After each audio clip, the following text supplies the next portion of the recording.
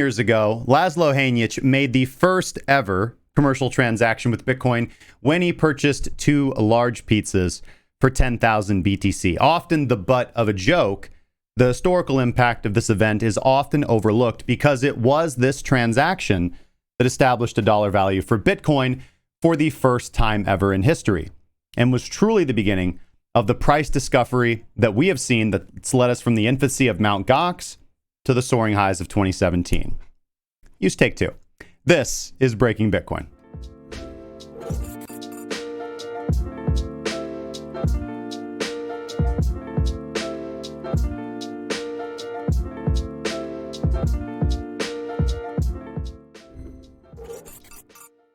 Welcome back to Breaking Bitcoin, hopefully with new and improved audio today. This is your daily source for everything cryptocurrency markets and personal finance. We are live every single weekday at 12 p.m. Central Standard Time. I'm your host, Justin Wise, lead analyst at Cracking Crypotcurrency. Hopefully, you guys are doing absolutely fantastic today on this beautiful Friday. It is, of course, May 22nd, 2020. We're broadcasting live to you from the above ground, sterilized and virus-free Safe Haven bunker. And it doesn't matter if you're watching us on YouTube, Twitch, DLive, Facebook Live, or on Roku with the Investor News Channel app. Welcome to the show, guys. If this is your first time and you're watching us on YouTube, make sure to subscribe and hit the bell icon so you can be notified when we go live every weekday. And make sure to smash the like. Does improve the channel's reputation. Lets us know you appreciate the content. We've got a whole lot to talk about today. We're going to be talking, of course, about the Bitcoin pizza incident. We're going to be talking about some BitMEX funds that are moving around. We're going to be giving you guys an update on the BitMEX server outage, as well as talking about today's recent price discovery. Before we begin, if you are tired of watching price from the sidelines, trading with your gut, or you have been disappointed epically by crypto Twitter or Telegram, there has never been a better time to join our community of traders and begin building your own objective, data-driven strategy. Take advantage of community and one-on-one mentoring, our premium indicator suite designed to take the guesswork out of trading, verified trading signals, and much more. You can find more information at premium.crackingcryptocurrency.com or click the link in the description below. All right, so much to get into. I see all the regulars in the chat. We've got a really good day today. We've got, of course, joined as always by Midwest Attempts, Crypto Jack, ICU Go Chill, Peckham08, EST Network. Who else do we got in here? We got the Pie Guy, Ali. We got Ricky Thompson, Jordan Stotts, Mr. Ether, Damian Hughes. We got a good. We're gonna have a good show, guys. We're gonna have a good day. Pretty lightweight, relaxed day. It's Friday. It's profit-taking day. It's a celebratory day in Bitcoin's history. We've got some interesting price action, and we're in very profitable shorts. So we're just going to be taking it easy today, analyzing. One thing to keep in mind, guys, it's a 3-day weekend, so happy early Memorial Day. We will be broadcasting live on Monday, but the markets, traditional markets, are not going to be open until Tuesday. So overall, I'm not really expecting decisive price action over the next 3 days. There's going to be lower volume in the markets, which is going to mean a propensity for heightened volatility.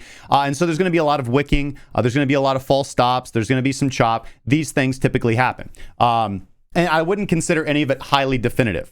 We can just revert to our analysis on the higher time frames to see in what statistical direction price is likely to go on average, and let the volume become determinative when the traditional markets open back up and the regular players are back into trading Bitcoin. So overall, I don't want anybody to get freaked out or put on incorrect positions over the weekend because you feel like you've missed anything. We're going to break that down. We're going to look at optimum entry points, I think, for re-entering into shorts or scaling into further shorts. And we'll look at some good take profit zones, as well as longer term, if you're a more passive investor than sitting on the sidelines, when you could consider DCAing back into Bitcoin for the upcoming bull run. Because I do think it is, of course, important to have spot long exposure in particularly key areas as we begin to move forward, because we're going to have a big year of 2020, 2021, 2022. It's going to be a good run for Bitcoin, so you don't want to be left behind. Now, all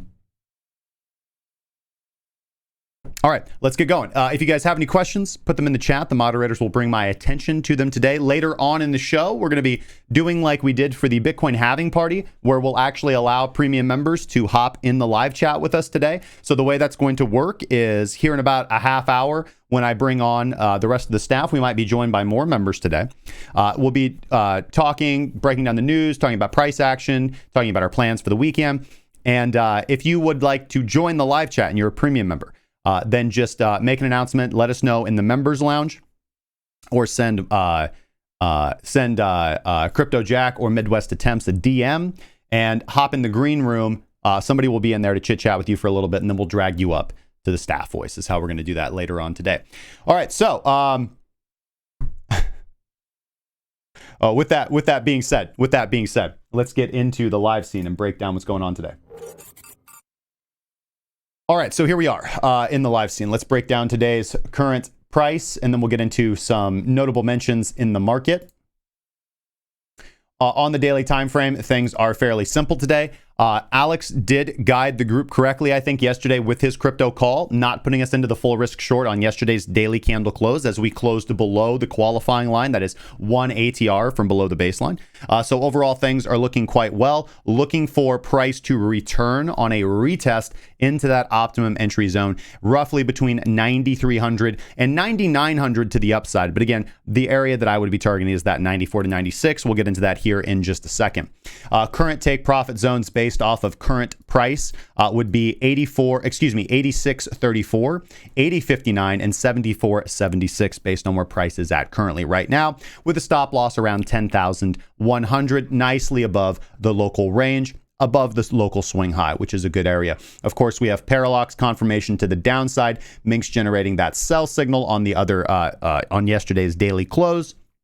And so things are overall looking negative. The macro certainly is looking more negative than positive. We are expecting lower prices in the weeks moving forward. However, in the longer term run, again, I think these are opportunities to accumulate or add to long-term long positions, because hodlers are rewarded in the Bitcoin community. The dollar cost averaging strategy that is pushed on you that most people think is boring does work in the long run. However, that is for an investment strategy. If you want to be a more active trader, then you have to be able to navigate the volatile movements of Bitcoin if you want to beat the market return. With that being said, this is fairly clear. Looking for a retest, looking for slightly higher prices. I am already in a quite profitable short from the $9,700 region, and I will be adding back to that on returns and retests, as I have published and talked about ad nauseum. All right, let's go look at the 4-hour time frame. 4-hour time frame is interesting. We did just successfully complete a bottom feeder signal. I talked about this just a while ago. Let's actually turn. Oh, maybe we didn't complete it. Actually, we are very close to completing. I do want to point something out. Of course, we're coming off of some very, very good bottom feeder signals. About 10 successful series of winning trades on the 4-hour time frame with bottom feeder, and we've had 2 bad bottom feeder trades, both here and both here. The last 2 were losers. This one looks like it will be a winner. Would have averaged you into an entry around 90.55, around 90.60. Looking for a take profit target of about 92.88 to $9,300 area. Now, I'm actually of the opinion that we will likely see wicks higher over the weekend. I do expect to see that, particularly because price is in backwardation, meaning that as price is moving up, we are seeing retail aggressively short sell the market. They are likely to get liquidated because that is typically how this works. We'll get into that when we look at the lower time frame chart, the 45-minute chart. Minx has given some credence, some strength to this local bottom feeder signal. If we take a look at Minx, you can see that we did descend below the oversold threshold and then crossed back above, giving you that nice, beautiful crossover in oversold territory, which is a classic time transformation buy signal, also a reversal style Minx buy signal, as we can see, and that generated on the same candle as the second bottom feeder signal. So it's averaged you into this position with an average entry of around 90.50, 90.60. So profit on that would be taken at 92.88. Let's hope for a higher wick up here so that that can be completed. And this comports quite nicely with this kind of range of interest, right? Like this was the range that we broke down from. We are having a natural retest of this range. This support level turned resistance that we're looking at right now at 92.41 is a logical area. However, I do not think it is off the table to see consolidation and a break up into this range, which is kind of the no man's zone between 92.41 and 94.88. Therefore, again, I'm interested in the area between 9400 and 9600 to actually have my limit sell orders set if I want to scale when I scale into a further long, which they're already sitting on the books. So that's fairly simple. Premium members who are taking advantage of the Cybot signals And what's and we talked about this ad nauseum at the last pre-member update, but Cybot on Bitcoin is coming off of a very successful 2-hour short. Did not catch this initial dump down, but actually generated the short signal on the subsequent candle close and caught this entire movement to the downside, hitting its take profit target on this wick right here. So beautiful trade from Cybot, giving a lot of gains back over the last few days. And then not a whole lot of extra concurrence here. Not a whole lot of extra concurrence here. Pardon me. All right, let's see here. So anyways, looking at that 4-hour bottom feeder signal, I wanted to retreat to that because that was the contrary trade that I posted to the upside. Now, I haven't gotten filled on my long bid yet. I've set it down at the 90.50 area, and I think that's going to be a good area to target. That was the initiation level. That is when the price... Just a second.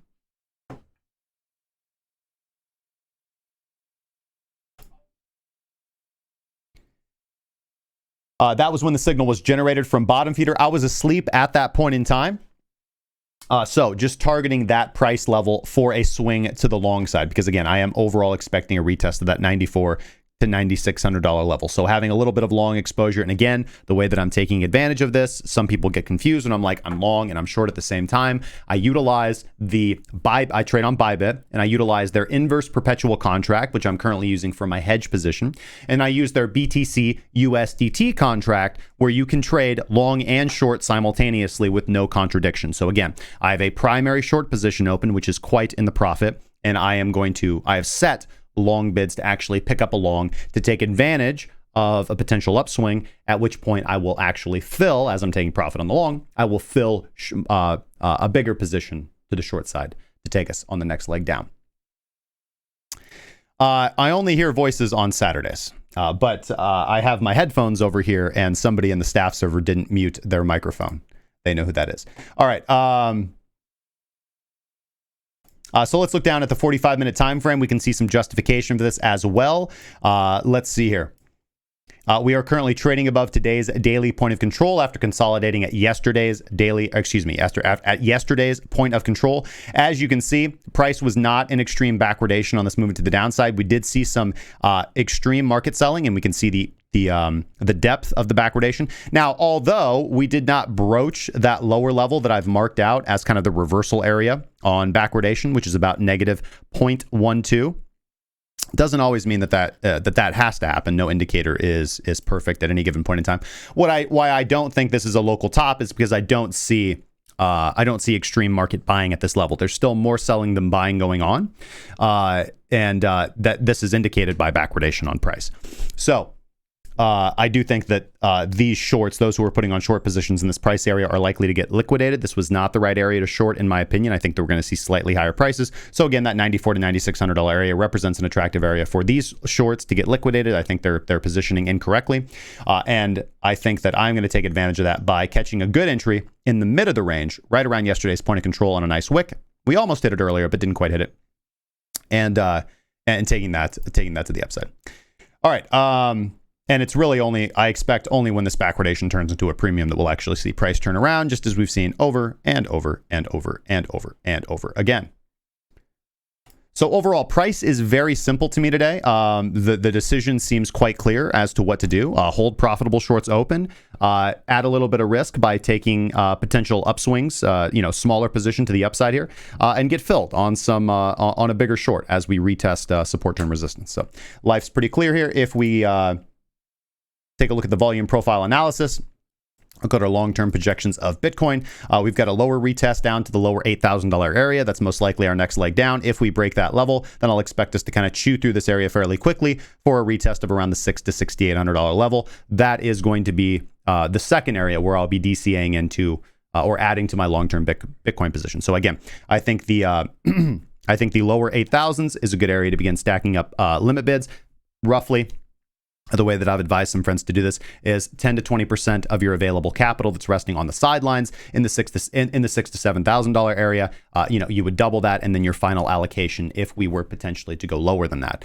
And if we were to go lower than that, and descend, down into the green box, back the truck up territory, well, then that's when I, at least personally, would be pulling in excess capital that is currently in other investments and putting it into BCC, because that makes more sense to me. And if we want to correlate this with classical analysis as well, just a simple analysis using the Bollinger Bands and RSI, which we've been doing lately. Again, this is fairly simple and clean as well. We've broken down past the median, the middle of the Bollinger Bands. We had a close below them, which was fairly definitive. We are pulling back up for a retest. We closed below that diagonal resistance line, that the diagonal resistance channel, which has marked the top of price since the June 2019 highs. We did not get all the way up to test either horizontal resistance or the broader diagonal resistance that stretches back to 2017, which are going to be interesting pivot points here when we get up to them. But right now, the path forward is fairly clear to me. We're about to get a 10-period daily exponential moving average and a 20-period SMA cross under. That's going to happen over the next few days, most likely, if price remains below this level. We're seeing a nice retest. We can see where that retest is likely to take us. I can see wicks coming up here to the top of this candle. This is roughly going to be from the $9,300 range to the $9,600 range, which comports with my bias of $9,400 to $9,600 quite well. And ultimately, we don't really see support down here until a horizontal support around $8,600 and the lower edge of the Bollinger Band coming in around $8,500. So 85, 86 is where we might see our first potential significant bounce, and we'll kind of take it from there. RSI remains kind of in neutral territory around 55. Nothing to really do here. Certainly not in breakout or breakdown, just in the middle of the range. And in my opinion, heading downwards, I think there's more of a magnet on price, pulling price down. All right. EST Network's really praying for 4K, and then he's selling his dog. Come on, man. Your dog can't be worth that much money. Sell your house. Irish Girl Crypto, good to see you in the chat. Hopefully you're doing well today. All right, so price is fairly simple. Let's take a look at crypto bubbles today, see what the rest of the market is doing. Seeing a pretty darn, well, let's refresh this just in case. Yeah, seeing a pretty gosh darn good day for altcoins, rallying fairly hard off the positivity. OMG up another 33%. ARTA doing well, REN doing well, Numenaire, Solve, HC. You could have pretty much thrown a dart yesterday at the altcoin market and done well today. If we actually do not see extremely volatile movements out of Bitcoin, and Bitcoin continues to consolidate in this range and just hang around here for a while and kind of agonize the short trade, which will be good for patiently waiting to get those limit fills bid, then we can actually see a pretty green, then we can actually see a pretty good weekend for altcoins. So again, Alex is calling these quite well. Alex is, allocating the funds that are necessary into the altcoins as the system signals for them. So watching the altcoin markets closely, I think, is well justified here, because we are seeing some positive movements from them. And again, altcoin positions are doing well, very, very patiently waiting. Let's see here.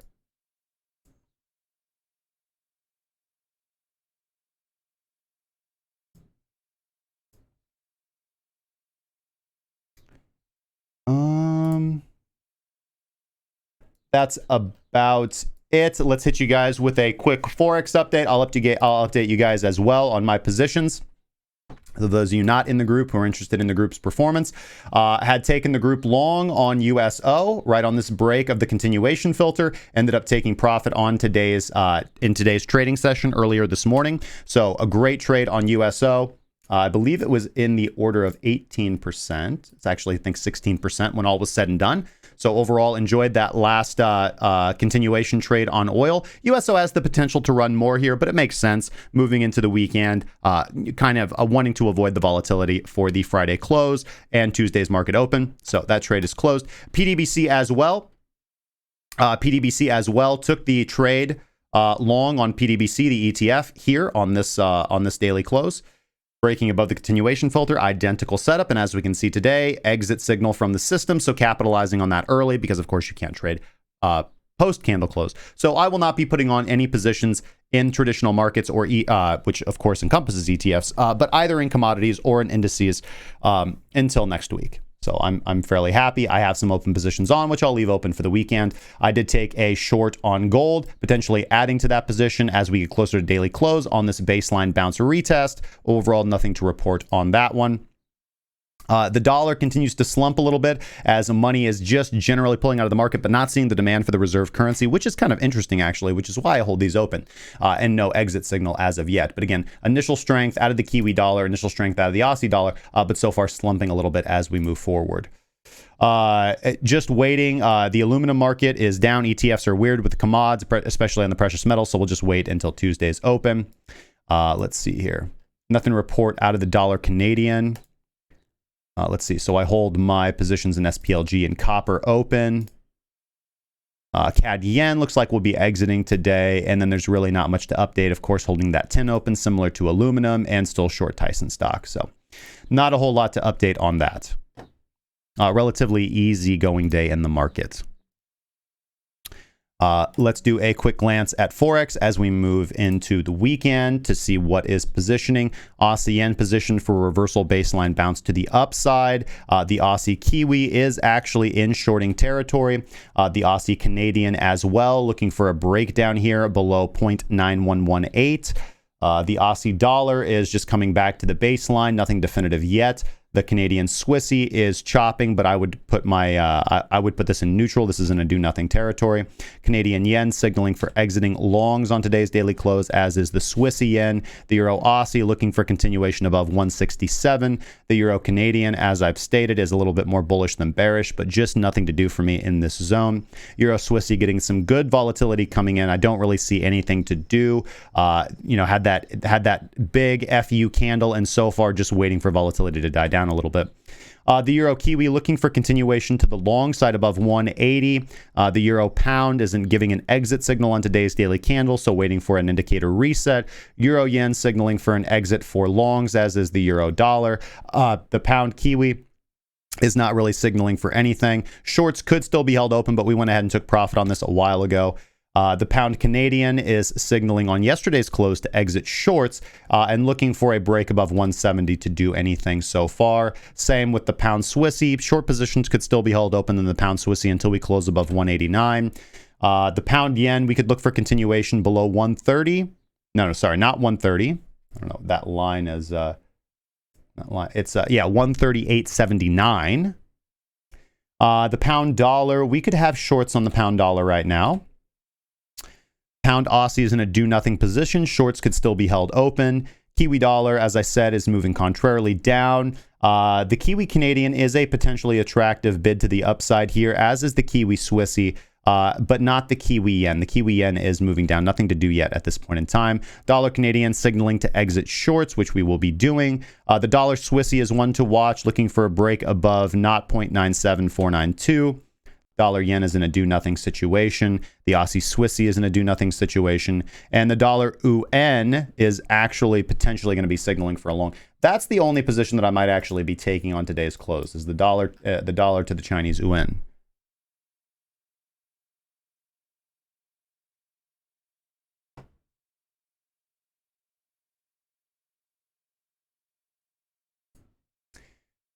And looking at our indice ETFs moving forward, let's take a look at the Dow. The Dow ETF has still not given us that bullish impetus that the SPY and the NASDAQ did. Actually giving us a bearish close below the breaking Bitcoin initiator. Let's double check that with Heikinashi and see what's going on. Actually not validating that on Heikinashi still. So overall, not really interested in speculating on the Dow. These things will move similarly, but again, you take the signals as they come in. The Q doing a nice baseline retest and retest of the continuation filter. Not really worried on any NASDAQ long exposure unless we close below 227.85. So we're getting close to that level. And overall, the SPY is in that kind of same rough neck area. I'm not overall concerned about this price action because it's Friday, it's profit taking day, and we know that we're going to have a 3-day weekend, so there's a lot of money that's pulling out. But for SPY continuation, I'd like to see price above 297.07. I'd like to see a nice strong close on Tuesday, and we'll watch the futures as they open back up. And that's about it. Let's take a look at the VIXI. Yeah, and VIXI's still signaling that it might come down. So shorting the VIX might be a potentially good idea, and that would go hand in hand. It wouldn't be hedging. That would be increasing risk if you have long exposure on equities at this point in time. So you could hedge by longing VIX if you wanted to, with long exposure on equities if you wanted to be hedged.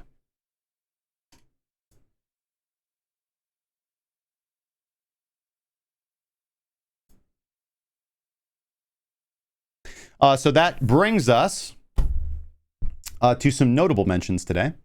All funds are SAFU. BitMEX outage on Tuesday due to server restart. So they say. So they say.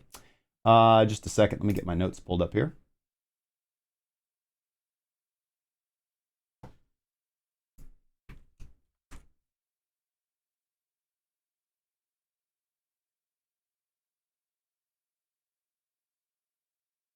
There we go. All right. So, as you guys know, the BitMEX platform experienced some unscheduled downtime on May 19th between 12 UTC and 1340. In the blog post from earlier today, BitMEX explained that this was a result of an unexpected server restart. So, billions of dollars and still can't devise a reasonable trading engine and get a good server that doesn't shut down. But, you know, it is potentially immune to Chinese hacking and government seizure, so I can see why they do things the way that they do. It's just, I don't want to pick at low-hanging fruit. I just can't help myself. Listen, and again, not to shill, but we trade on ByBit. I made the switch from BitMEX quite a while ago. ByBit is a far superior platform. If you guys are tired of BitMEX's shenanigans and you'd like to trade on ByBit, there is a link down in the description you can utilize. You're free to not utilize it. If you click that link, it does help support the channel. And they're giving away bonuses all the time. So I think it's a $100 bonus. I'm not exactly sure. You'll have to double check. But again, ByBit.crackingcryptocurrency.com if you want to get away from the BitMEX nonsense. All right. Bitfinex. We'll get it to load here in just a second. I promise. About $300,000 in Bitcoin was transferred on chain today, and that's nothing unusual. But what was unusual about this particular transaction is that this was related to funds that were hacked from Bitfinex, right? And this is interesting because, you know, back in 2016, about 120,000 Bitcoin were stolen from Bitfinex. That would be worth over $1 billion in today's valuation. Now, last year, two brothers that were alleged to be associated with the hack were arrested by Israeli authorities. It is unclear where these funds moved to. They moved to an unknown wallet. This is sparking a lot of bearish prognostications about price movement. Because if all of the funds were to move onto an exchange and get dumped and liquidated, then of course that would be quite bearish. So potentially this is an early warning sign that that whoever has access to these funds, which it was kind of speculated that these funds might be lost forever because the two brothers were apprehended by the authorities, as I said. But it does appear that either they've been released or somebody has access to these funds and the private keys associated with the wallet. So they are moving around. It's unclear if they went to an exchange right now, but certainly being interpreted by the market as a bearish fundamental. Now, it is interesting to point out, and this article does make a good job of pointing this out, that in Bitfinex's Leo token sale, they laid out a procedure for the hackers to return the funds. And if they were to return the funds, they could keep a portion by basically being good old chaps, right? Steal $1 billion from us. We'll let you keep 10 million. Just give us the just give us $990 million back, please. Please. These Panama drug lords are going to kill us. Lost their money. All right.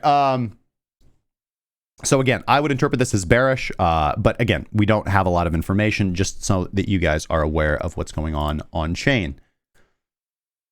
All right. I talked about Canaan Creative on Monday. I bought some Canaan Creative stock. Guess what? I'm going to buy some more on Tuesday. So here is some bearish news coming out for Canaan Creative, the Chinese mining giant.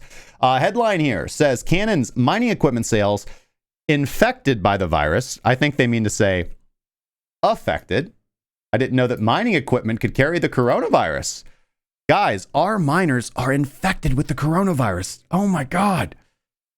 Can you imagine how bad that is for your pets, kids? As the company sees a quarterly net loss of 5.6 million. Come on, you today. Did you guys have spell check? All right.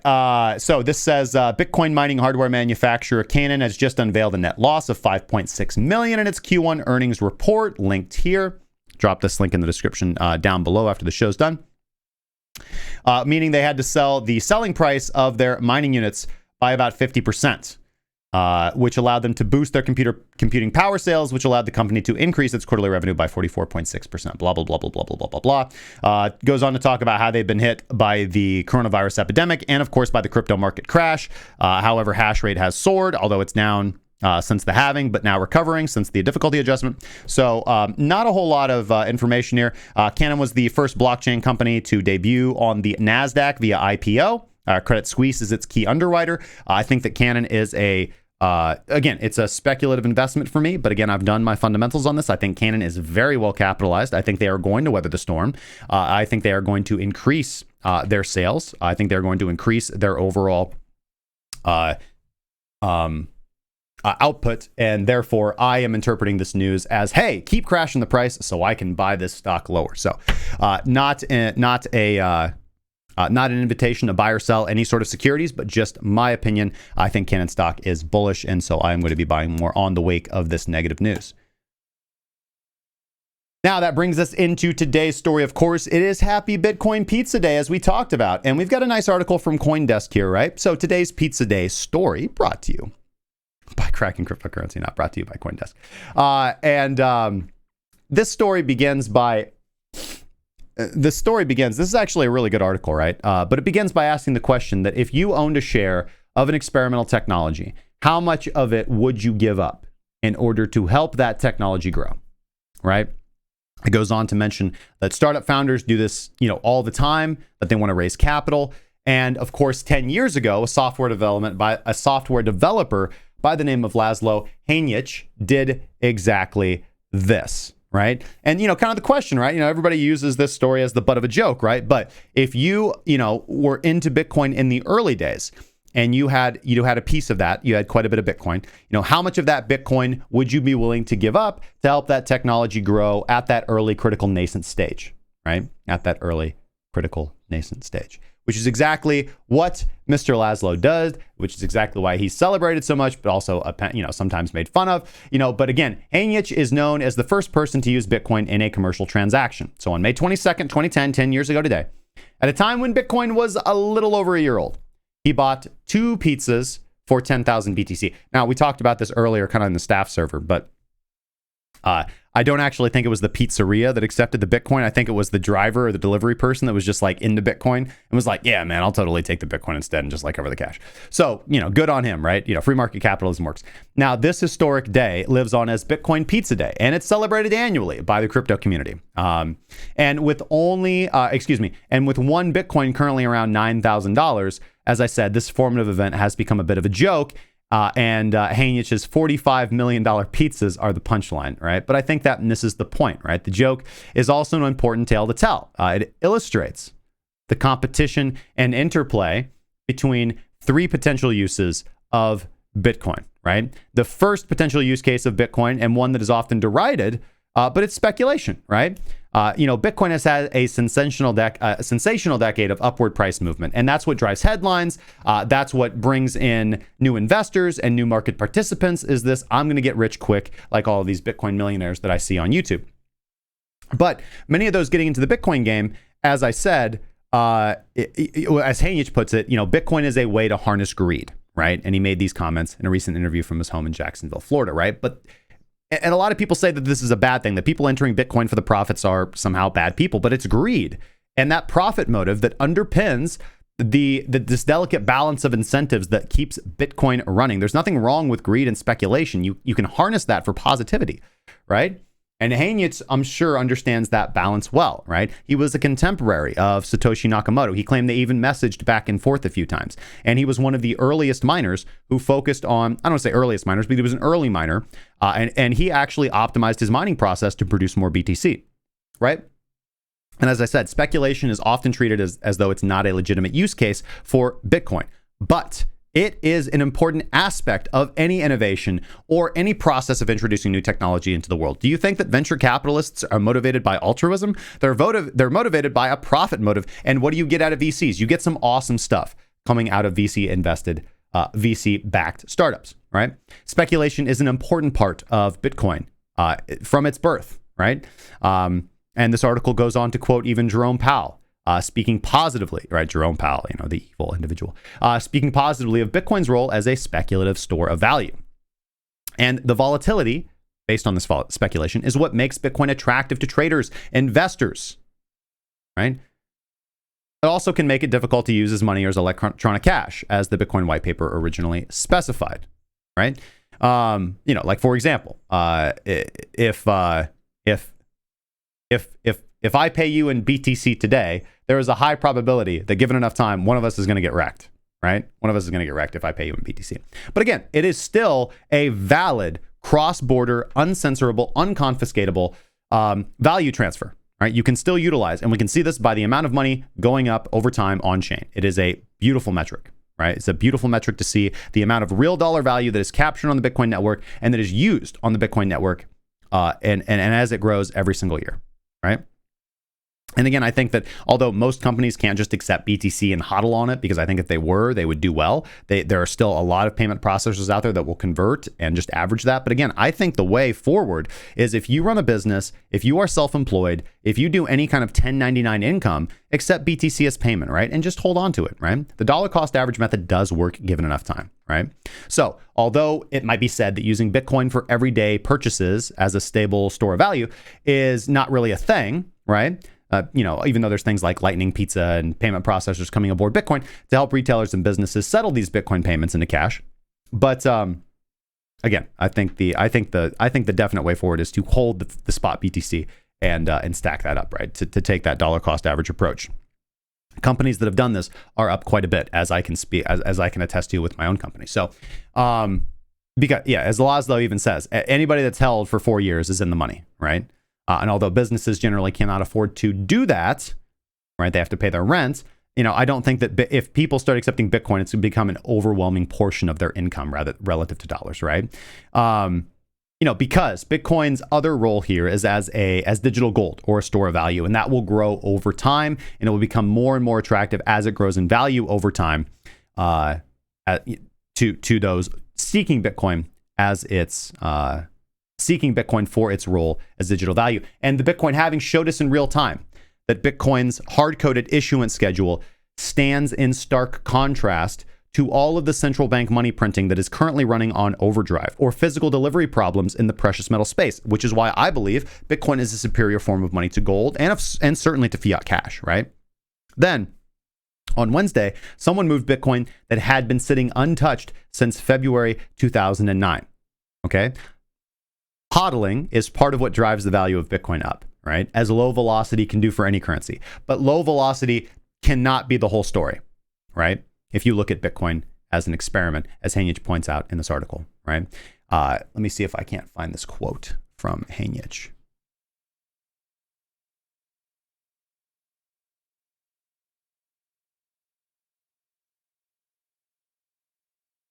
All right, here we go. He says, it was a really interesting system, but nobody's using it. If nobody's using it, it doesn't matter if I have it at all, right? So, as widely known and held as Bitcoin may be, it is still an experiment.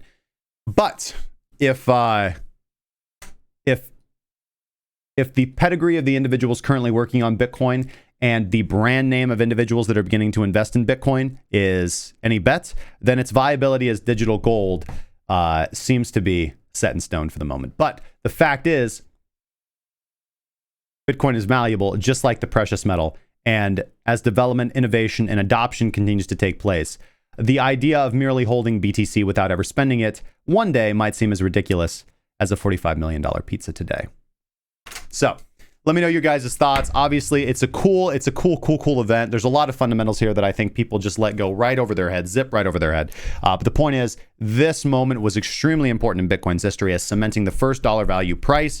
And here we are, 10 years later, with Bitcoin sitting right around 9,000. So the value proposition of Bitcoin has been proven time and time again. The naysayers have been proven wrong time and time again. Bitcoin network continues to grow in strength, in robustness, and better and better solutions continue to pop up each day. The Bitcoin network's about to get a serious improvement in scalability, in privacy with Schnorr signatures and Taproot.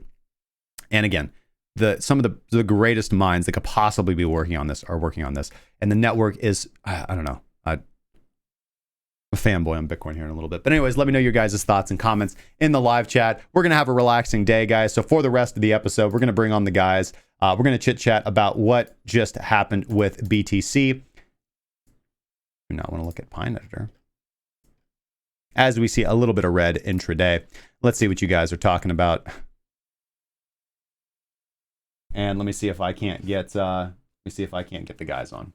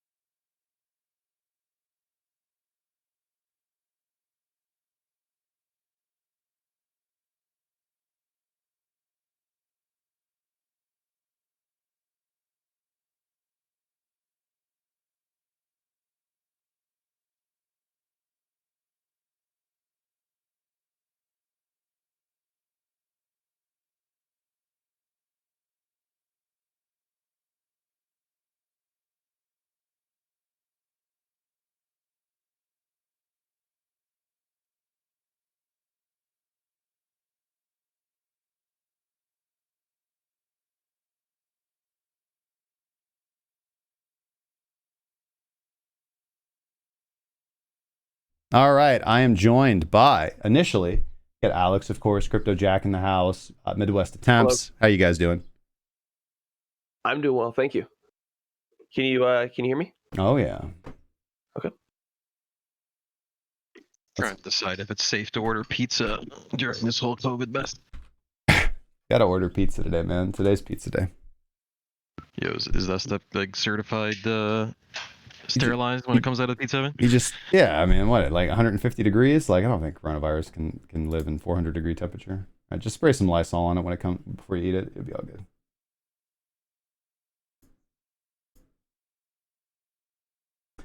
I guess it depends on where you live. Like where I'm at, it's.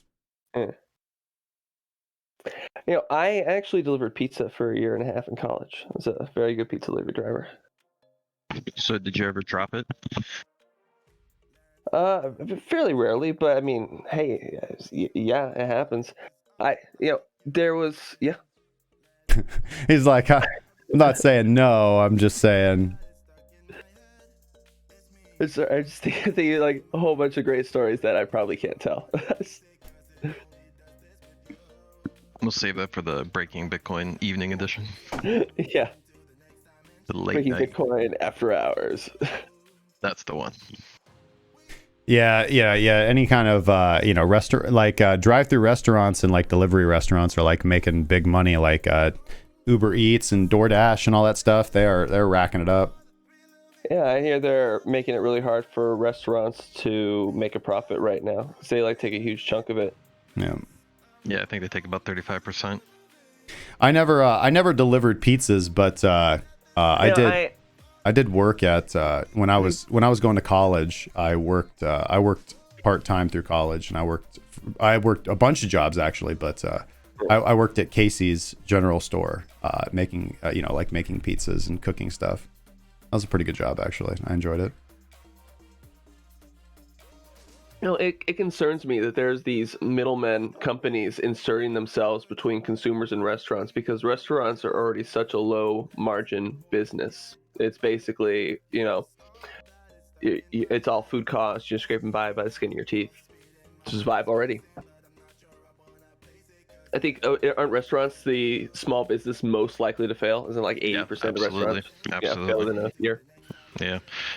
All these new delivery services really do take a big bite out of their profits, but they're forced into that corner, right? It's part, they figure even if it's at a slight loss, they still want that turnover, they want that volume in the sales, but it definitely does, push their profitability.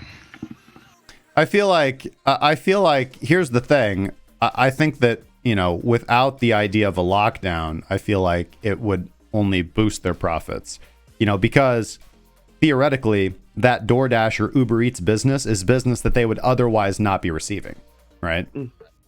So And they take a really big cut, like in some cases around like 30% of the profit. I mean, yes, you want the business, but if the business is every time someone buys something from you, you lose $2, then more business is not helping your business grow at that point. well, I think that, so I don't think any company would agree to do something like that. I think that the reason they may be losing out right now is because they don't have their regular clientele, right? And so it is more costly for them to have the employees come in and to pay them and to run production based only on the income that's coming in from like Uber Eats and DoorDash. But like once things go back to more, regular normal, I think they'll be just fine. Otherwise, they wouldn't be incentivized to do it in the first place. Like for example, if somebody, a lot of these places, they aren't even being, the restaurants aren't even being asked. Like you don't necessarily have to have a contract for like a DoorDash to set up a menu, and then like their people just go and pick stuff up from the restaurant. Like it's called in and like the order is placed, and like some of these restaurants don't necessarily have agreements with DoorDash or with these companies, and their stuff is still being sold. Some of it's being mispriced. Let me tell you what. Why don't you just talk for a second? Let me find an article I'll shoot you that you can pull up, and let me show you what I mean. well, I don't see how that. I mean, I'd like to look at it for sure, but I don't see how like if you run. I have family that run franchises of restaurants, and like, and that's not really indicative or not mentioned to like draw a point here, but it's not like McDonald's is selling its product cheaper if the guy comes in and he's a DoorDash driver, right? Like it's business that they would otherwise not get, right? And whatever DoorDash does with theirs, I mean, they're charging the same. Like if you go to DoorDash and you get a double Royale with cheese, and you have DoorDash pick it up and you pay more for it. Well, how does that hurt McDonald's? Because that's a double Royale with cheese that they otherwise would not have sold, and they sold it at full price to the DoorDash dude. Like they don't have a discount card, No, DoorDash and Uber Eats take like a profit out of the total value of the order, right? So if you walk in and make that same order McDonald's takes the full cut. But if they outsource the order through DoorDash or Uber Eats takes like a 30%-ish bite out of the whole thing. Right. So if they have an agreement with DoorDash to do such a thing. But like Alex was saying, if these companies that don't have these agreements are not profit sharing with these companies that they don't have agreements with. The dude has to go in, pay, take it, and then mark it up. That's the only way that that's profitable.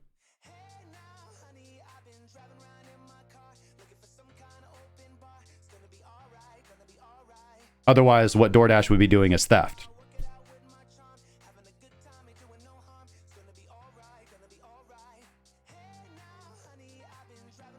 I'm just saying, if somebody came to me and said, hey man, I'm going to bring you 30% more business. I'm like, okay, cool. He's like, but I'm going to take a 30% cut of that.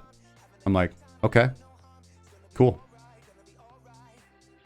God bless you. Yep. These are the trade-offs they make. But, yeah, no sub 9K dump, hey guys? I was going to bed last night thinking, man, maybe I should put in a market short right now before I tuck in. And I wake up and see it's like we're above 9K again. So maybe it's a good thing I waited. Maybe I won't short till the upper nines. What do you guys think?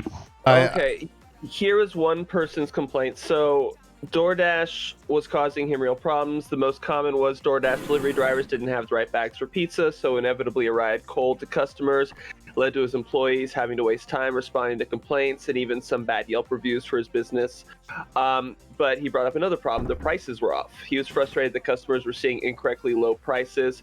A pizza that he charged $24 for was listed as $16 by DoorDash. In this case, he actually abused DoorDash, and he made he abused the system and yada yada yada. He got DoorDash to pay him for the pizzas being ordered because of the way the pricing had been set up. But I mean, the system is just jacked and it's harming restaurants. And that's really what I wanted to get. I didn't really want to get too much into the weeds on this, which we kind of have. But yeah, I will just, Don't take it personally, but nothing that you just read to me from that article strengthens the original argument. I think it's bad for the businesses, and the businesses are saying so themselves. I think that's the gist of my point. Yeah. With regards to what Jack said, I think I think you made the right decision, man. And that's exactly my prognosis. Looking at price right now, we can see from the backwardation on price that what most people are doing is what you felt compelled to do last night. And this is pretty logical, right? You see a big move down. If you were sitting on the sidelines and you didn't make any money from the move, or you lost money from the move, you see a big move down like this and you're like, man, I got a short. Like, we're just going to go all the, people tend to have this idea that, Bitcoin puts in a big red candle. All of a sudden, it's 2018 all over again, right? Or, just big heat or March meltdown, right? This causes like PTSD in Bitcoin hodlers. But the reality is, like, there is timing, and you want to be patient. So I think you made the right move. I wouldn't say the high nines. I would be biased to say the mid nines. But we'll see what the weekend brings us. It's going to be, I don't think it's going to be an overly too interesting weekend. I think there's going to be some price movement, but I wouldn't consider it interesting. I think, at least for me anyways, I think that we're going to consolidate here. We're going to drive up, likely reject around 9,600 at the apex. And next week we can get to the business of driving down. Possibly something might happen where we actually end up establishing some support and driving higher, in which case we'll flip long. I see that entire area of the mid to upper 9,000s is just one big order block now. It's just, there's so much liquidity there. There's a lot of trapped buyers. There's people that are going to be longing super hard because they think this is it. We're going for it. There's just so much liquidity in that area to be grabbed. There's no way we don't end up back up there.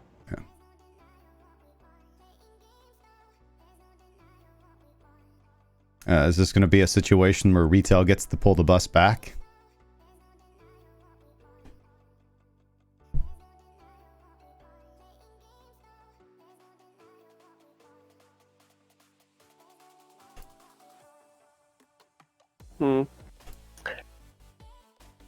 Probably we'll make like some sort of new wiki high, which will just immediately dump and screw over everyone that's like, this is it.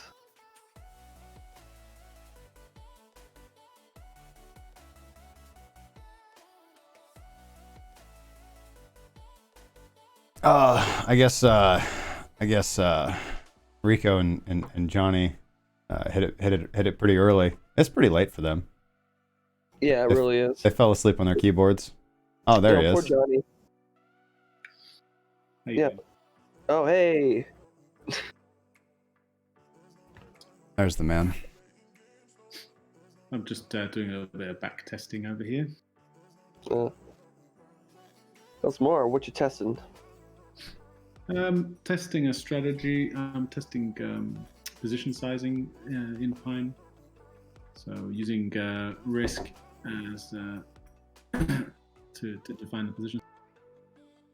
Just fighting a little bit with Pine to get it to do what I want it to do, the usual.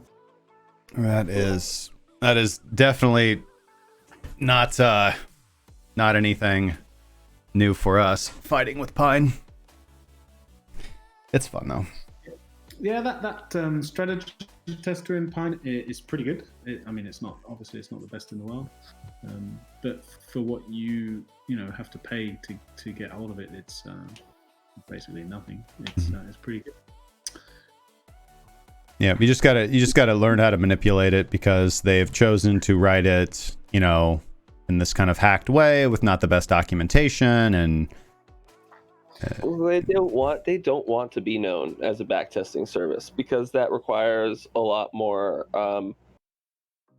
That's a much higher load on their server if people are doing all these kinds of elaborate backtesting that traders sort of need to do as they progress in their trading ability. So I think they kind of discourage it, or they at least make it harder than it. They're like, come on, guys, this is for moving average crossover testing only. Just your basic intro trading. That's all we want tested right now. Yeah, I do get the feeling that sometimes we're trying to do a little bit I just realized I've been talking this whole time with my mic on mute. Wow, I'm an idiot. Confidence. Confidence inspiring, sir. Can we go back? Because I had some really good points in there and no one commented on them. How many? Wait. Before we decide, were you on my side or not on my side? On the DoorDash, no, I was not on your side. Okay, we can't go back. Alex is like, listen, mute him. Don't let this guy come in here and troll. But I gave a whole spiel on Bitcoin, but it was agreeing with what you guys were talking about, and I wasn't going to disagree with how Jack felt, because I don't think that under 9K is out of the cards at this point. But I do believe that in the timeline of Bitcoin right now, I think it's more likely that we do press up into these liquidities of the higher nines before we reject or consolidate and then gain a new point of support. But I really don't think that we're going to be under 9K this weekend. Might see some big old scammy wicks, but we will see. Time will tell. I think to the upside for now. Bitcoin consolidates, shitcoins continue to erupt like they have been today. You know what? We should pull up, please, Justin, pull up the shitperp contract, shitperp, and altperp, and you compare that to Bitcoin, and the major alts have just been so weak compared to Bitcoin and shitcoins especially. Today you can see it's just been a wild day for the entire shitcoin sphere. Up, yeah, the index is up 8.86%. This is pretty good. Let's look at the alt perp. Yeah, and you can either add it onto there, but I think it's better to just like look at it. You could just visually look at it. It's so weak.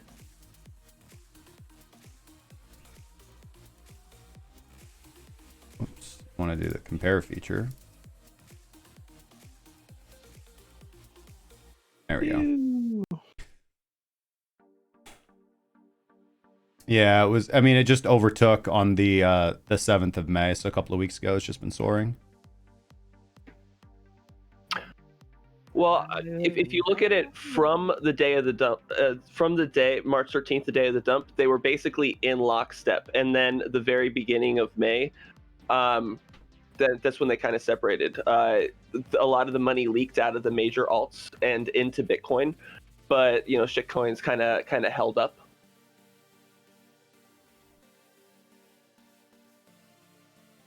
And then today they just had a wild recovery. There's several.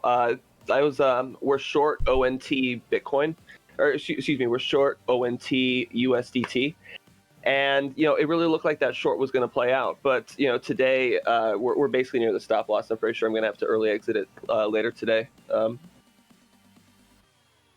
Yeah, the USDT pairs for these shitcoins are looking very strong. Blockchain says, haven't we all agreed with term 4-tier and 3-tier? No, sir. We're using the proper nomenclature. Yeah. I hope there's a dude named. There's the alts, the mids, and then the shitcoins.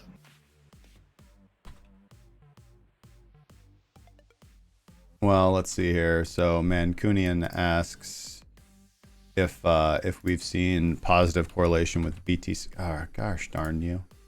Good jobs. All right, BTC USD. We've seen positive or negative correlation. So again, I would argue that let's make sure these are on the right.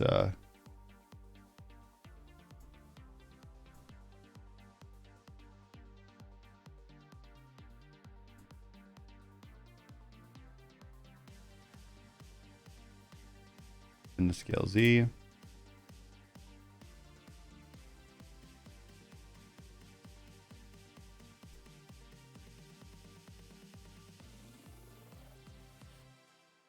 In the scale A, good.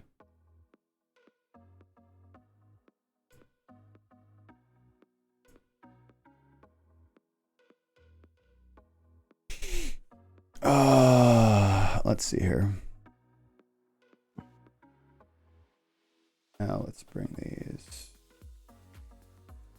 Really nice fake out on the shitcoins right there too.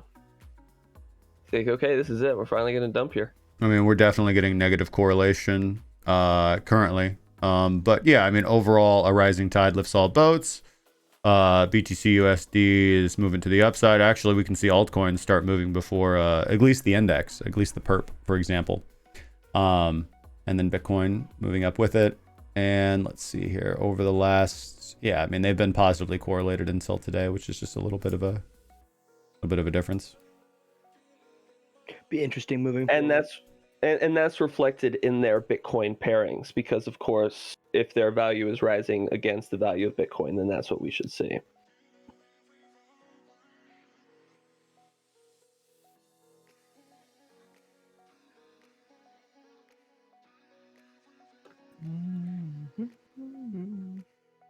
Any news on XRP, the best meme? Not that I'm aware of, not off the top of my head.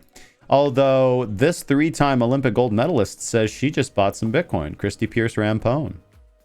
I can't believe it. You know what I think is a good looking chart right now? Litecoin. Litecoin on the daily, it looks very interesting. Litecoin Bitcoin. Litecoin USD. Litecoin USD is like all the USD pairings. It looks kind of weak. It's a major alt that's kind of looks like it's winding up a little bit. Pyam actually did ask to see XRP if you could, Justin, in the first question. So If you look at Litecoin on the weekly or monthly, Litecoin is something that just looks like crap for like month after month after month, and then pumps 3 or 4x. I do like that chart. I think I lost my oh, it's because it's right here. There we go. Here's my Litecoin lines. We are long Litecoin Bitcoin, by the way, with a fantastic entry.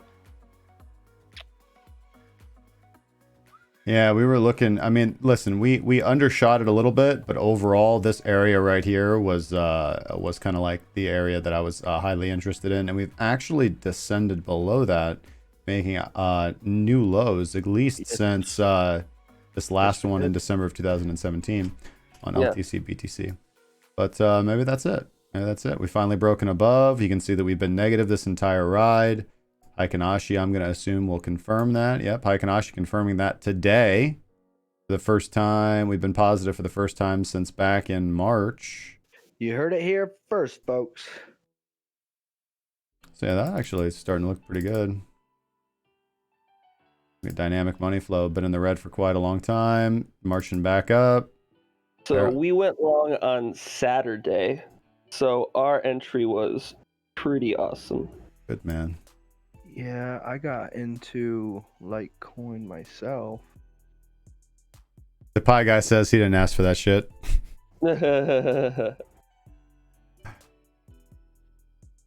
He lies. I have copy paste.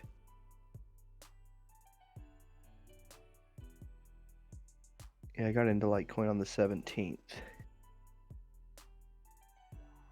Mancunian asks, how do we classify Ethereum? I classify it as a large cap, right next to Ethereum, Stellar Lumens, Monero, Litecoin, Ripple. Majors. Yeah, the majors. Ethereum Bitcoin looks very strong. It's not like, this Litecoin is it's sort of a speculative reversal. I mean, it looks very nice if you know what like a nice reversal looks like, but Ethereum's been one of the stronger major alts versus Bitcoin. That is my fault. Sorry, Pyam. That was Blockchain's request was XRP. He's like, don't call me out on that. He's embarrassed. But there is a question there that you might want to cover from Pyam, Justin. XRP looks kind of similar to BTC here. Do you mean Litecoin? What did I say? You said BTC. Oh yeah, I meant Litecoin. Yeah, I'm sorry. Ethereum 2.0. I think we're gonna see a pump for Ethereum eventually. It'd be silly if we didn't. ERC20 tokens have been stirring recently. There have been There have been rumors of rumors and tiny itsy bitsy shitcoins pumping. Let me tell you, shitcoin season, it has begun. But wait, there's more. Yeah.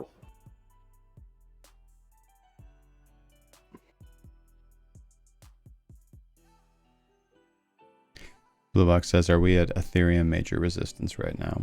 It's been a minute since I've actually looked at ETH proper, so let's look at ETH proper. Yeah, I mean, I think my prognosis on ETH is the same as before. Continuation signal yesterday outside the entry zone, so now we've got a nice chance to get back in there. I think Ethereum has a chance to go on its own little moon mission above 221.22. Until then, I think it's going to follow, even though I think that ETH can decouple here and put in its own bullish activity. I would be looking at that 215 area as resistance, yeah. We actually took that short. We're short Ethereum USD. We took that because we crossed the continuation filter. Okay. I thought it was a nice baseline bounce style trade too. Yeah, that's cool. We're going to get the chance for rescale here soon.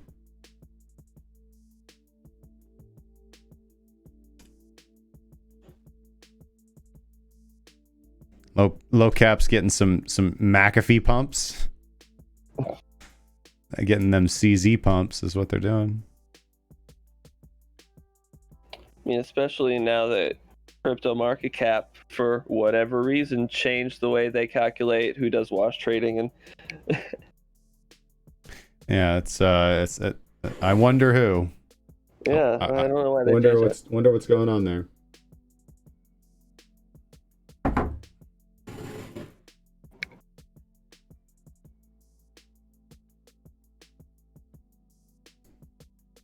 I've never actually even heard of this gal.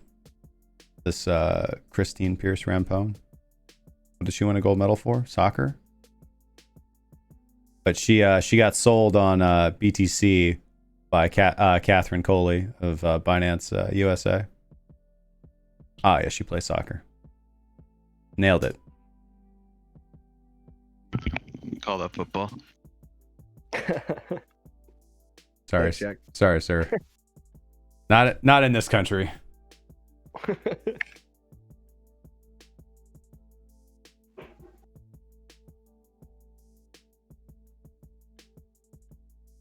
Yeah, I think America's women's soccer team kicks a lot of ass. I think you guys took gold at the last games.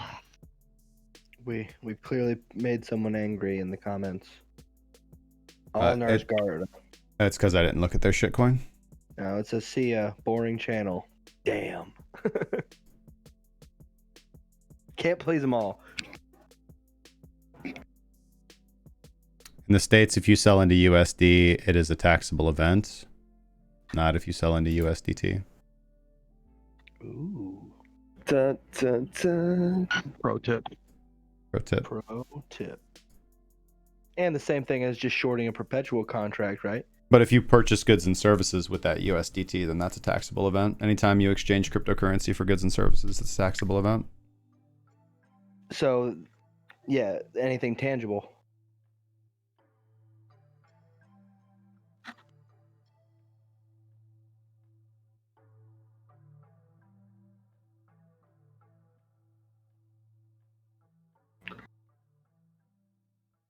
Yeah, I told you guys it was going to be a relaxed Friday. Yep. Here is a question from Pyam for you, Justin.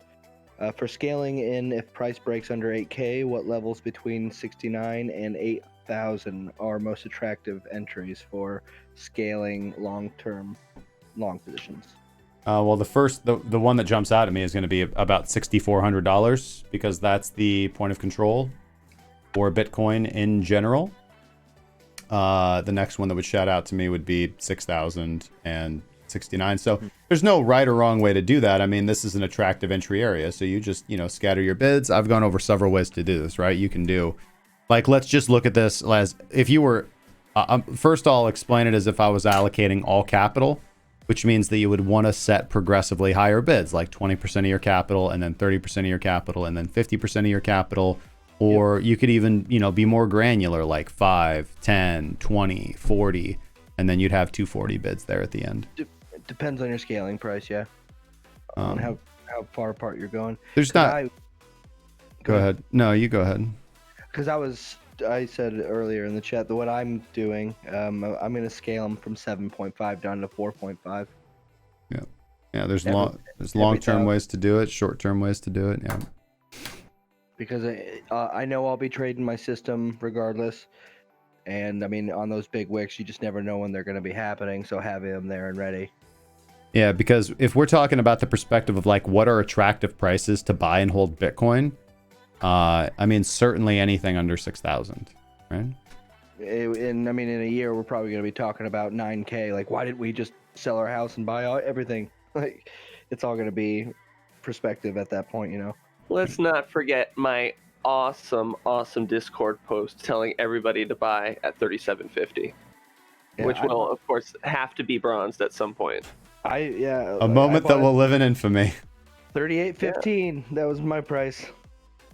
I mean, I remember that day. You know, that was a day that they say there's blood in the water. It was in the air. Like things did not feel right. People did not feel good. I mean, there were people coming to us being like, "I just lost everything." You remember that? Yeah, because I remember it specifically just because I'm glad that we all were on the right side of it, even though like. Yeah, there's tons of people getting liquidated. It almost kind of put like a little bit of a, I don't know, like a damper on it. Like it didn't feel as good because, like, yeah, you won, but then you're like listening to all these people that are just destroyed. It kind of makes you sad, you know, because you know that feeling. It's terrible. Yeah, been there. I think anyone who does this for a living has had to have been through that because those are the moments that make you actually want to make a change, you know? Maybe I'm not doing this so right.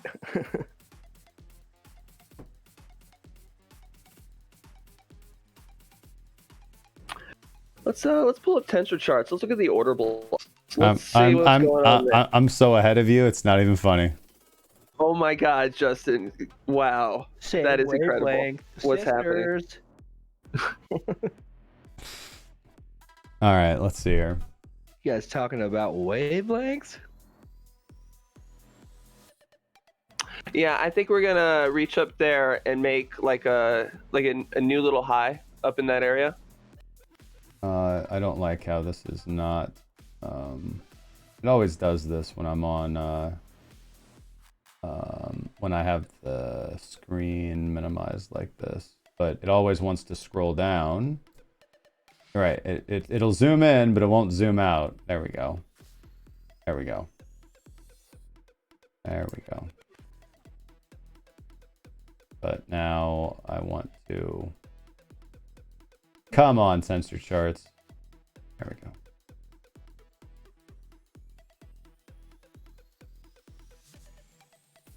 Yeah, so current overhead, at least as far as the heat map goes, is 9,700. 9,700 to 9,800, which makes sense to me. Little bitty baby resistance at 9,600. We've established some pretty good bottom buy bids down here too as well. So you can basically see how aggressive market selling followed price all the way down. Now we have some profit taking. Everybody's trying to market sell, which is fine. People are taking profits on their shorts as price rises back up. They get refilled. Price makes another leg down. Yeah, yesterday was one of those times to where I should have been in the correct position, but I wasn't. And trying to figure out like the best move, and like I was expecting this to come back up. So right now my current is based off of another bottom feeder at 94.11, but I'm hoping for a 4-hour signal that will allow me to justify moving that up a little bit more, because my entry price is still at like 96.50. So just trying to make sure I get out of this with relatively unscathed, which patience has done so far, but you don't win them all, you know. You did get one. What's that? You did get a 4-hour bottom feeder signal. That's the trade that I posted this morning. Oh no, I know. My current take profit is based off actually an 11-hour bottom feeder signal. At good old 11-hour. I like to scan them all, and if it has good numbers, it's got a 66% hit rate. So, Ain't too bad. It's a Fibonacci number. You can't complain too much. It's more than 50. Yeah, no, that's 92.88 is where this current bottom feeder. And there was some good confluence here on the 4-hour because Minx finally got oversold. As we can see, like Minx was just like crossing into negative territory here and here for these two, right? The 4 hours coming off an incredible win streak, though. I mean, it's like bottom feeder was never wrong on the 4-hour over here. Except those three. Because you have a losing streak. You have several losers in a row here because you have a dump, and then it gets you in here, which you make profit off of. You have, let's see, this is actually a winning trade. These are winning trades. These are winning trades. These are winning trades. That's a winning trade. These are of course winning trades. And then you get two series, right? Because each cluster is a series, right? Like this is one trade. This is another trade. This is one trade. Yeah.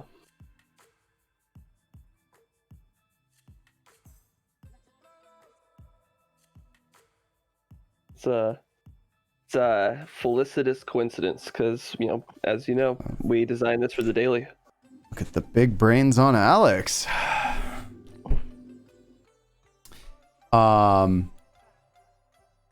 Yeah, of course, Neil.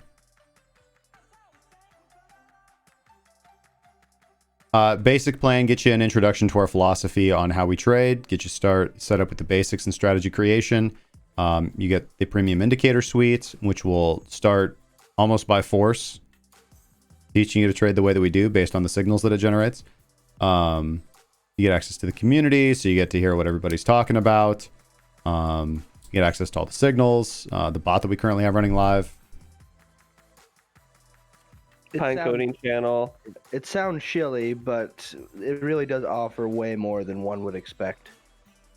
It's kind of overwhelming when you get in there for the first time. And the signals, but I always tell people the signals are just the candy to get people in the van. On the cake, man. Yeah, the real benefit is in the education. Jose says, when is CC going to have the arm wrestling tournament? I watched something that was super interesting to me, and that was like the slapping competition, where did you see the meme where the dude's, it's like you got this kind of big he's kind of overweight, and then you got this guy who smacks him real hard, and then he just clobbers him, man. I mad props to that small guy who just is like, okay, here it comes. He just grabbed the table and he just held on. That would have been me all day. Give it to me, big boy. Took it like a champ. Took it like a champ. Let's test out this masochism. Yeah. But you cannot not respect that guy for just staying there and taking that slap. It's kind of like to think he won. That's almost like, if I just take that logic though and translate it over, it's like that's almost like the same respect, right? For somebody who's like, all right, my system's telling me to go long, but this one's definitely gonna stop out. Hold my beer. Here we go. You gotta follow the system. Maybe we can do a Fortnite or Minecraft tournament instead. Yeah, you guys don't want these Fortnite problems. My son's been teaching me some tricks. Yeah, no bringing your kids in as ringers. Yeah, that's not fair, dude. Yeah, I mean, I'm still on Windows 98.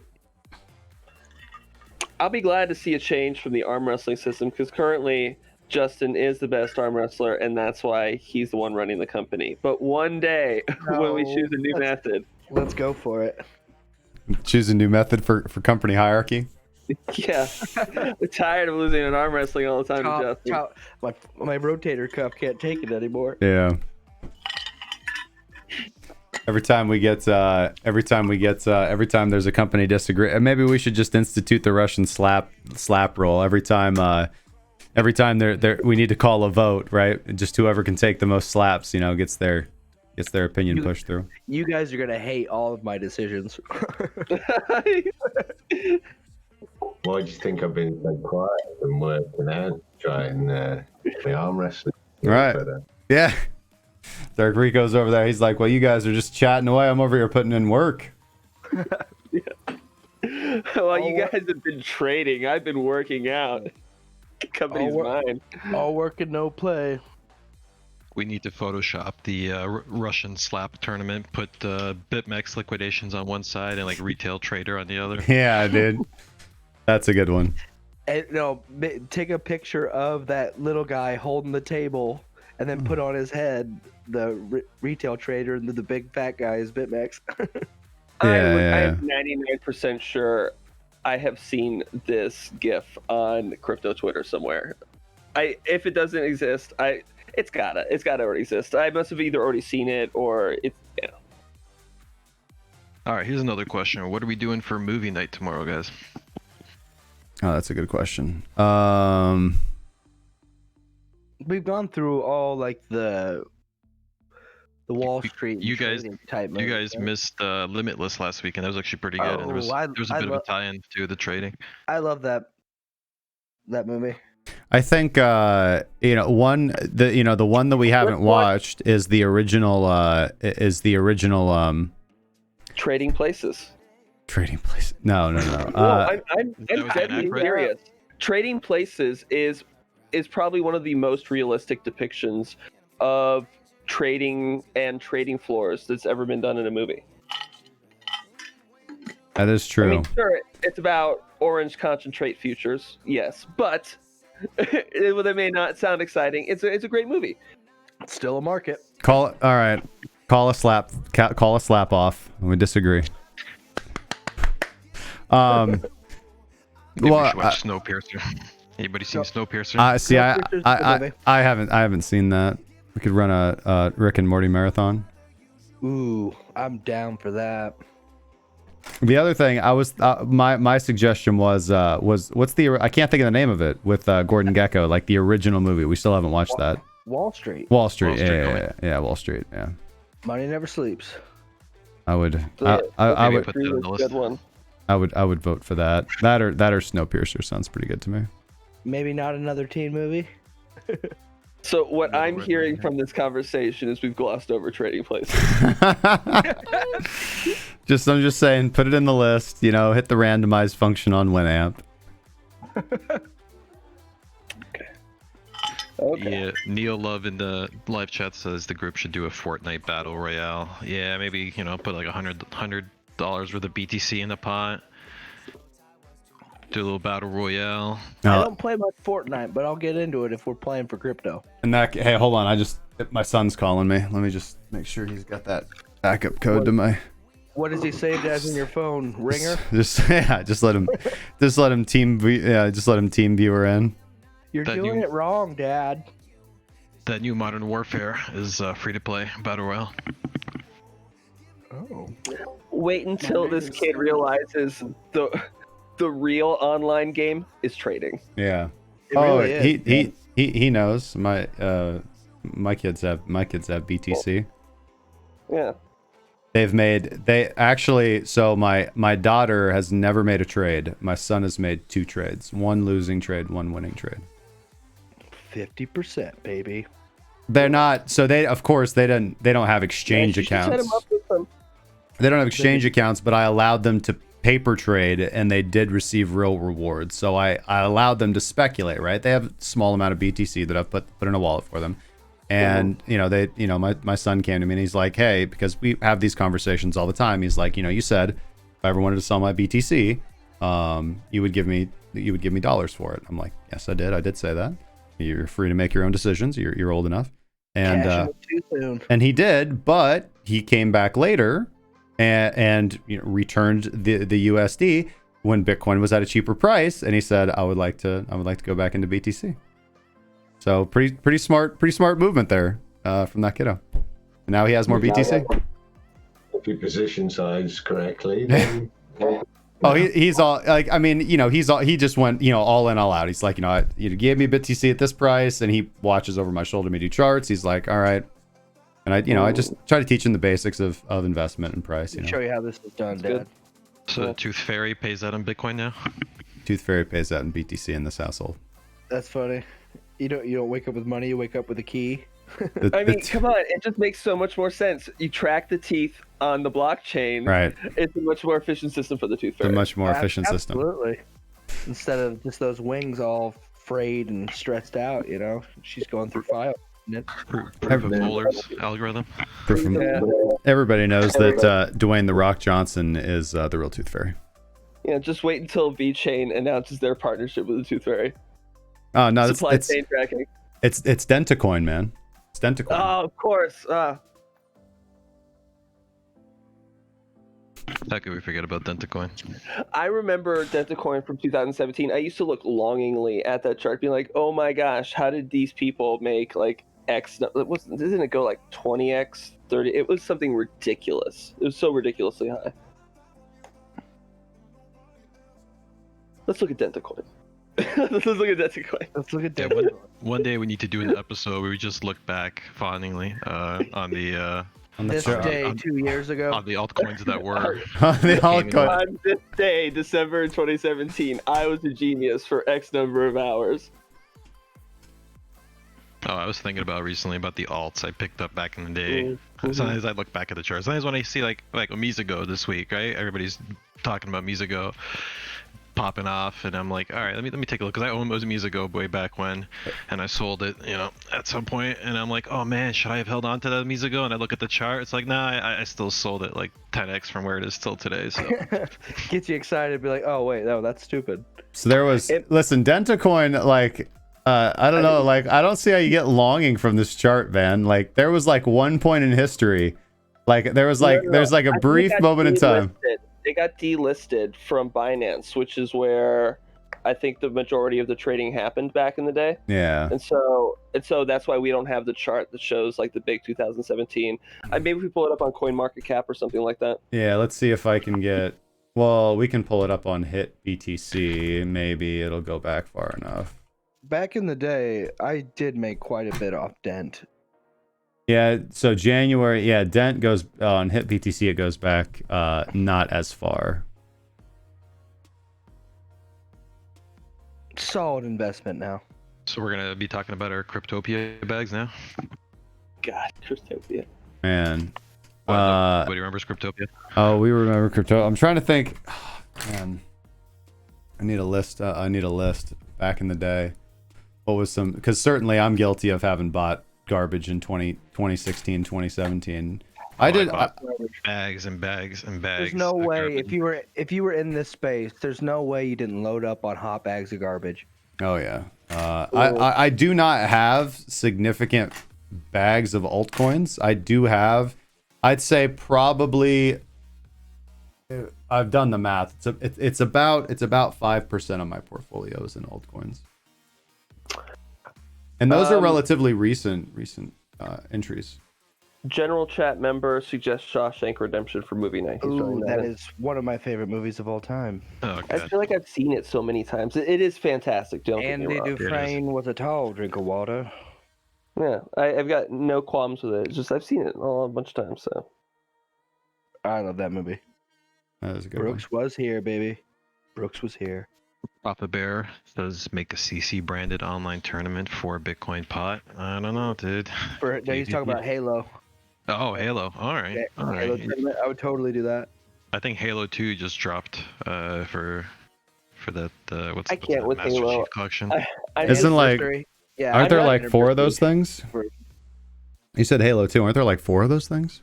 Halo 2, Halo 2 Anniversary, Halo 3, Halo 4, Halo 5.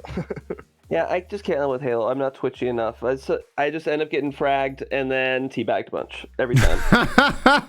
So you're that guy who sucks, huh? Yeah, definitely.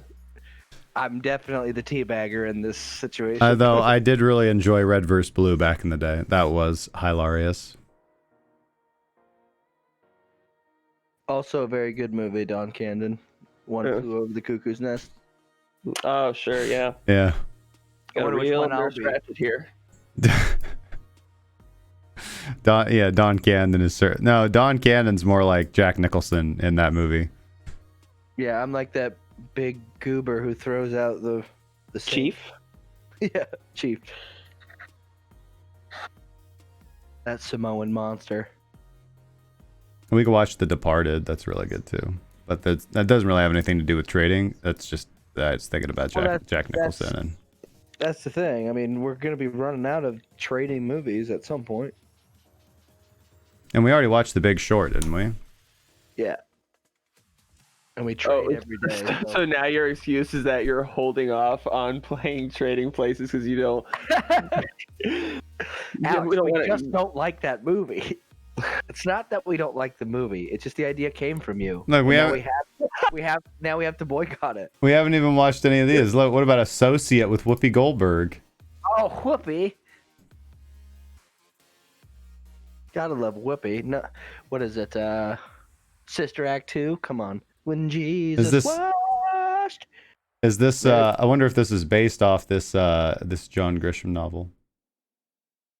Margin Call? Oh, Associate. Yeah. Well, The Mandalorian's back out in the fall. Ooh. We already watched the first season of that. Yeah. So Super good. Yeah. Look at We Whoopi. could have a weekly watch party. Whoopi in the 90s was unstoppable. You sure are right. Tell me more about Whoopi, Jason. Last name Goldberg. Worth her weight in gold, one would say. I'm guessing you're a big fan of Beethoven too. Hey, I will say, listen, and to your credit, the top 10 must-watch movies for finance professionals, right? Number 5 is Trading Places. Yeah. We've watched Boiler Room. We haven't watched Margin Call. We haven't watched Rogue Trader. Here's some good ones. Jack, put these on the list. I can't DM it to you, otherwise I'm gonna dox our personal conversations because I'm capturing. It's all good. I got it. Yeah. We should definitely put Glen Ross on the list. Yeah. Barbarians at the Gates. I mean, I've worked with people who they wake up in the morning and they put on that Glen Ross brass ball speech just to get themselves pumped up for inspiration. Yeah.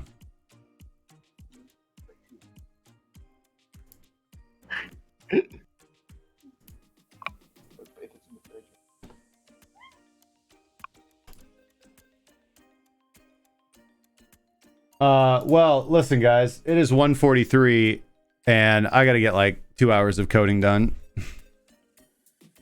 So, I'll allow it. I think it's time to call it. Call it. Yeah, shout outs to the audience. Just a reminder to the community, we are doing our movie night as we described tomorrow evening. So be sure to catch us around 10 o'clock Eastern, 9 o'clock Central. What's that? 6 p.m., 7 p.m. Pacific. We don't know what it's going to be, but yeah, we haven't made any final decisions yet on movie boys, but yeah, do catch us in the Discord, guys. Discord.crackingcryptocurrency.com. We will be doing a movie night. Also, usually stream to Twitch for movie night. Please do join the community. We usually have a lot of fun for the movie night, so see everybody there. We do a lot of times. different things, and if anyone is unsure of our Discord on what we do, anything like that, always feel free to reach out to us via Discord. Super easy, it's free. We never want to make it seem like we're trying to shill anyone anything, but we do have a really great community of people that take this very seriously, and we'd love to have more. If you're unsure about our, if you're not sure about our Discord, message me on Discord about it. I didn't say unsure about. No, that's a really that's a really good statement though, for sure. Always feel free to reach out to us, guys. Any closing thoughts, remarks, sarcastic comments from you guys? I've got one. All right, and that's the show, guys. Yeah, I gotta go. I gotta go, guys. No, I just wanted to let you know I got my position size working now. So. All right, that's the cue I've been waiting for. I was just keeping us live until I could hop in the code with you there. All right, let's get it. All right, guys. Well, thank you so much for coming on the show. Hope you guys have a fantastic weekend. I'll see everybody for movie night tomorrow, and I will see. Well, I'll do the outro, so I will tell the audience when I will see them. So Have a great weekend, everyone. boom, boom, and boom.